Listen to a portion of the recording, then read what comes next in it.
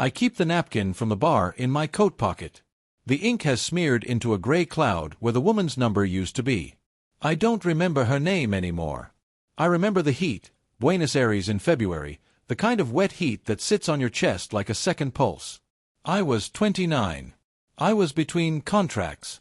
I had been drinking alone since 4 in the afternoon, and I was doing it with the specific discipline of a man who has decided that tomorrow will be a different kind of problem and today is for this. The bar was called El Ultimo. The last one. Fitting, as it turned out. My name is Marco Tesoro. I flew medevac out of the Andes for 7 years. That matters because medevac pilots learn a particular thing. The difference between a situation that looks bad and a situation that is bad. You learn to read the small signals, the way a patient's color shifts under the oxygen mask, the particular silence of an engine that has just decided to fail differently than it failed a moment ago. You learn to trust the wrong feeling. I had the wrong feeling for 20 minutes before the woman sat down. The bar was nearly empty. The man behind the counter was named Ortega, a retired army mechanic who made a living pouring cheap wine and listening to racing on a radio that crackled every time a car passed the finish line. There was a couple in the corner, tourists, German by the sound of their hushed argument. And there was the woman at the end of the bar. She had been there when I arrived, nursing a glass of something clear, staring at the mirror behind the bottles with an expression I couldn't place. Not sad. Not bored. Waiting. She had the stillness of something that had been calibrated. Every few minutes, she would turn her head exactly 7 degrees left, scan the window, return to center. The movement was too smooth. No human hesitation, no micro-adjustment. The way a camera lens focuses.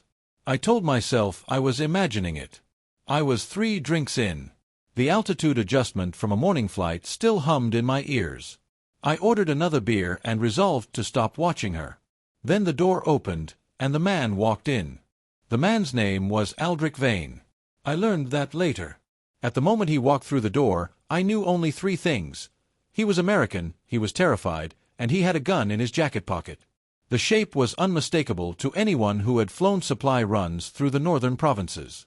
He moved like a man carrying a live wire, shoulders tight, eyes tracking every exit, breath shallow in that specific way that precedes either violence or collapse. He sat down 2 stools from me without ordering. His hands were shaking. He looked at the woman at the end of the bar, then at me, then at Ortega behind the counter. Then he said something I didn't understand. A word, maybe a name. The woman turned her head exactly 7 degrees. She looked at him for 3 seconds. Then she smiled. It was the wrong kind of smile. The mechanics were perfect, lip curvature, tooth exposure, duration, but there was nothing behind it. No warmth, no calculation, no malice.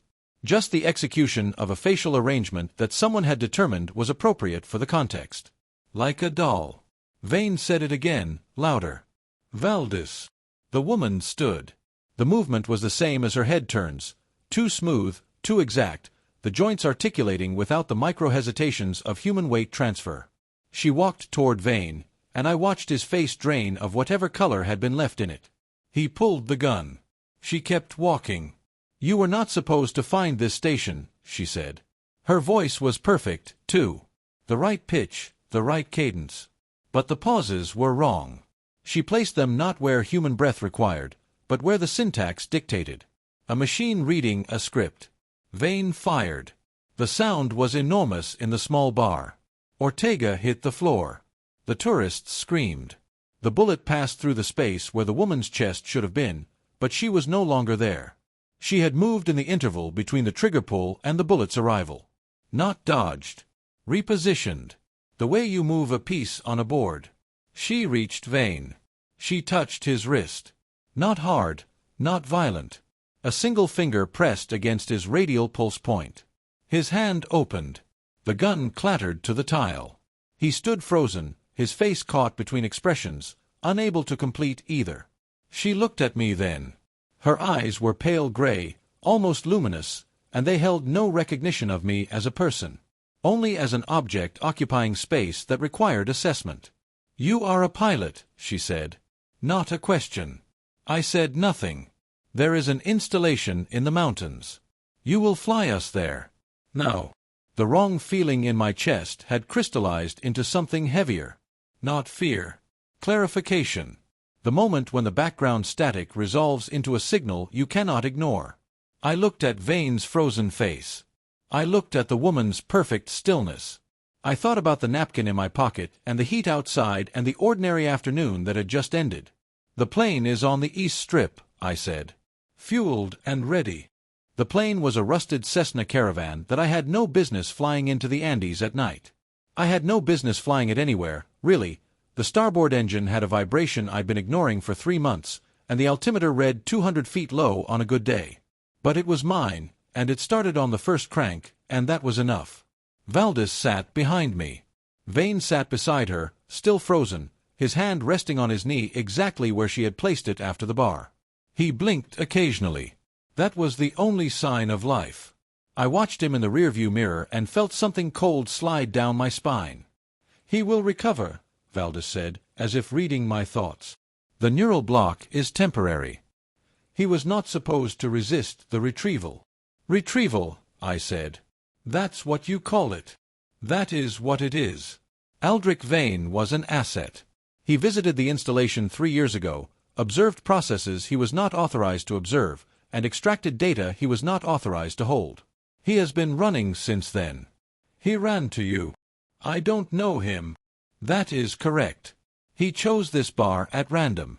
The probability of encountering a pilot with suitable aircraft and suitable disregard for regulatory frameworks was low, but not zero. He gambled." I banked east toward the mountains. The last light was bleeding out of the sky, painting the peaks in shades of violet and black. Somewhere below us, the last towns were lighting their evening fires. People eating dinner. People watching racing on crackling radios. People living in a world where things like Valdis did not exist. "What installation?" I asked. She was quiet for a long moment. The only sound was the drone of the engine and the faint whistle of wind through a seal I'd been meaning to replace. "The Council calls it a monitoring station," she said finally. "There are 43 of them on this planet. They have been operating for 300 years. Your species has never noticed because your species has never known what to look for." The Council. The body that classified humanity as an infestation. Tertiary grade. Breeding rate exceeds 3rd standard. Motion carried without descent. The words landed in my chest like stones. I looked at Vane's frozen face, at the perfect smoothness of Valdis's hands folded in her lap, at the dark mountains rising ahead. "What happens at the station?" I asked. She turned her head exactly 7 degrees. Her pale eyes found mine in the mirror. "At midnight," she said, "the final phase begins." The station was inside the mountain. Not under it, inside it. Valdis guided us through a crack in the rock face that looked like a natural fissure until you noticed the edges were too straight, too deliberate. We walked for 20 minutes through a tunnel that smelled of cold stone and something else, a metallic tang, like ozone after a lightning strike. Vane walked between us, still frozen, his feet moving automatically. I carried a flashlight from the plane. Valdis needed no light. The main chamber was the size of a cathedral. And it was full of spiders. No, not spiders. Things that looked like spiders the way a mountain looks like a rock. The scale was wrong.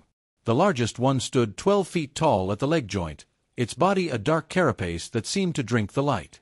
They were everywhere, on the walls, the ceiling, clustered around equipment that hummed with a frequency I felt in my teeth. They did not move. They watched.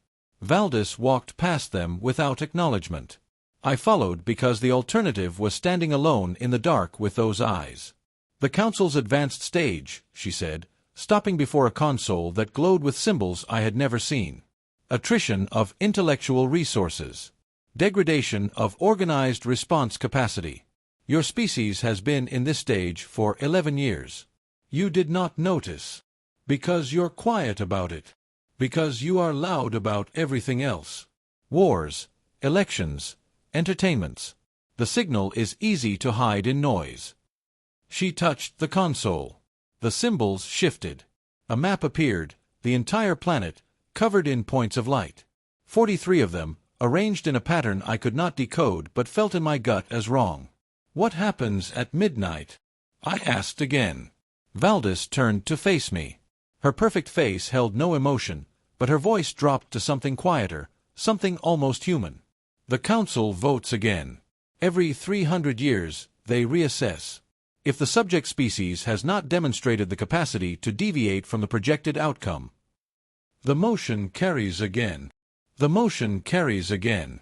And the final phase moves from preparation to execution. Vane made a sound. A small one, a gasp. His eyes were moving now, darting between Valdis and the map. He was coming back.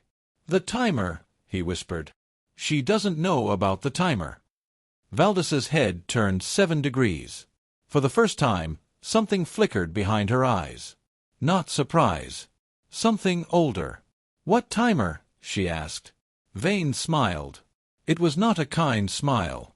"The one I installed 3 years ago," he said. "Under the primary relay. While you were watching the door."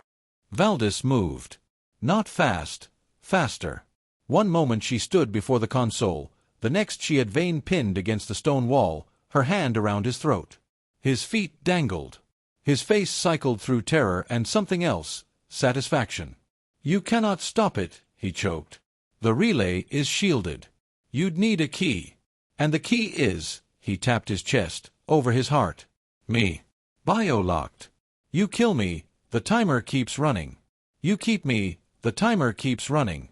The Council's own protocols. I read them. I understood them. 3 years of running, and I finally understood what they were afraid of. The chamber hummed. The spider things stirred, legs clicking against stone. "What did you understand?" I asked. Vane looked at me. His eyes were wet. "They're not afraid of us fighting back. They're afraid of us knowing. That's the variable their model never accounted for. A species that reads its own extinction notice and decides to rewrite the delivery address." Valdis released him. He fell to the floor, gasping. She stood over him, perfectly still, and for the first time I saw something human in her face. Not warmth. Recognition. The same clarification I had felt in the bar. "The vote is in 6 hours," she said. "If the relay transmits the current assessment, infestation confirmed, no deviation, the Council will not reconsider for another 3 centuries. Your species will not survive that long. And if the relay transmits something else?" She looked at the map. The 43 points of light pulsed in steady rhythm. Heartbeats. Countdowns. If the relay transmits an anomaly, a demonstrated capacity for coordinated resistance, a successful infiltration of Council infrastructure, the protocol requires reassessment. A pause. A conversation. I looked at Vane on the floor. At the timer under the mountain. At the woman built to destroy us, standing uncertain. "Then we give them an anomaly," I said. "Vane, how do we arm the timer?" "You don't." "I do. With my heartbeat. I built it so only I could end it. End it or start it." He smiled again. That same terrible smile. "Same thing, pilot. Same thing." I knelt beside him. Outside, the stars were clear. Somewhere above them, a council that had voted without dissent was about to receive a message. "Then stop waiting," I said. He put his hand over his heart, closed his eyes, and the mountain began to sing. The mountain sang for 11 minutes. Then it went silent. The spider things lowered themselves to the floor, legs folding, carapaces dimming, not dead, but dormant, waiting for instructions that would not come. The console's map flickered. 43 points of light blinked once, twice, then shifted. From red to amber. Vane opened his eyes. He was crying, but he was smiling. The relay transmitted the anomaly. Full package, my data, your presence, Valdis's deviation. Everything. Valdis stood at the console, her pale eyes fixed on the symbols scrolling across the display. For the first time, she seemed uncertain. Human. "They are reading it now," she said quietly. "The Council has never received a message like this. They do not have a protocol for it." "Then they'll have to invent one," I said. She looked at me. Not the mechanical assessment from the bar, something slower, something almost tender. "You are not afraid." "I'm terrified." But terror is not the same as stopping. I picked up my flashlight. The beam was dying. It didn't matter. The way out was written in my memory. We have 6 hours until the vote. Let's give them something worth reconsidering. We walked out of the mountain as the first light touched the peaks. Vane leaned on my shoulder, weak but moving. Valdis walked behind us, her perfect steps finally imperfect, a slight hesitation, a breath where none was required. Learning. Adapting. Becoming something the Council had not designed. The Cessna started on the 3rd crank. I flew us east, toward the rising sun, toward the cities full of people who did not know that their species had just done something unprecedented. We had been called an infestation. We had read the memo. And we had sent back a single word in the Council's own language, translated through Vane's desperate genius and Valdis's shattered certainty and my own stubborn refusal to accept the timeline. The word was this: negotiate. The Council's response arrived 47 days later. 3 words. The translation team worked for a week to get them right. When they finally read them aloud in the room with the bad coffee and the parking lot view, I felt the same clarification I had felt in the bar, the mountain, the dark. Timeline under review. I still have the napkin. The ink is gone. The woman's name is lost. But I remember the heat, the wrong feeling, the moment when the ordinary afternoon ended. That was the moment we became something the Council had never seen. Not victims. Not heroes.